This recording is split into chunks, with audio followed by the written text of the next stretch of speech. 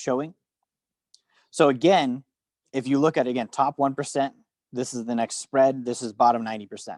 The top 1%, they're bumping their income up, but they're not just bumping it up. This is showing savings rate. They're saving about 40% of their income consistently across the board. 40% of their gross income. So not only are they bumping it up, but they're not bumping it up just to consume. They're bumping it up to stack cash away. They're waiting for these opportunities. Okay. And basically what you can see, and this gave me the chills the first time I seen it. This was the Great Depression. This was the 1950s recession. We had a recession here. This was when we had the 90s recession. The tech bubble was in here as well. And then the 2008 crisis. Okay. So you can see this is savings rate by wealth class. And the Great Depression, they saved above ahead of time. When the depression happened, they stopped saving. They actually went into debt because they were buying everything. Their savings rate dropped. They bought all of the assets they could. They took all the cash flow, all the liquidity. That's where they bought. And then immediately they're back up at 40%.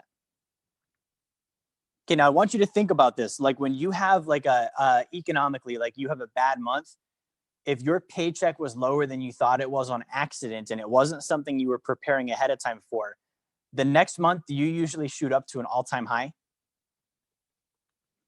A lot of times, no, it's a slow recovery. You got to bump it back up and put in some more hours, do some more calls. So what I see here is when it's an instant recovery like that, that means it was down on purpose because they brought it back up at will. Not only back up at will, but this was the highest point it ever was. It was after the recession in 1930. Okay, and you can see again, 1950s, we had another one. They did the same thing. The 70s, we had another one. They did the same thing. The 90s, they had another one. They did the same thing. And 08, they did the same thing.